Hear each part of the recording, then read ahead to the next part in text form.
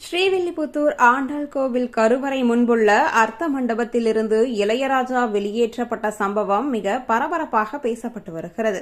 அவர் உள்ளே செல்ல முடியாது, எப்படி செல்லலாம், அவரை எல்லாம் உள்ளே அனுமதிக்க கூடாது என்று ஜீயர்கள் கோஷம் போட்டது தற்பொழுது மிகப்பெரிய பரபரப்பை ஏற்படுத்தியுள்ளது. ஆண்டாளின் வாழ்க்கையுடன் நெருக்கமாக இந்த கோவில் தொடர்புடையது என்றாலும் கோவிலின் பிரதான தெய்வத்தின் அருளால் ஆண்டாளுக்கு இங்குதான் மாலை கிடைத்ததாக வரலாறு உண்டு. அதாவது விஷ்ணுவிற்கு அணிவிக்க வேண்டிய மாலையை முதலில் ஆண்டாள் இங்கே அணிந்ததாக புராணம் கூறுகிறது. அதன்பின் விஷ்ணு பெரியாழ்வார் அவரது கனவில் தோன்றி ஆண்டாள் அணிந்திருந்த மாலையை தனக்கு தினமும் அர்ப்பணிக்கும்படி கேட்டதாக நம்பப்படுகிறது. இது நவீன காலத்தில் பின்பற்றப்படும் நடைமுறையாகும். ஸ்ரீரங்கம் ரங்கநாத சுவாமி கோவிலின் ரங்கநாதர் ஆண்டாள் என்பவரை மணந்ததாகவும் பின்னர் அவருடன் இணைந்ததாகவும் நம்பப்படுகிறது. இப்படிப்பட்ட நிலையில் ஸ்ரீவில்லிபுத்தூர் ஆண்டாள் கோவில் அர்த்த மண்டபத்திலிருந்து இசைஞானி இளையராஜா வெளியேற்றப்பட்டதால் பரபரப்பு ஏற்பட்டது.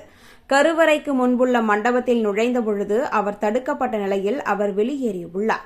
அதன்படி அர்த்த மண்டப படியின் அடியே நின்றவாறு கோவில் மரியாதையை ஏற்றுக்கொண்டார். அங்கே இருந்தபடியே வழிபாடு செய்துள்ளார்.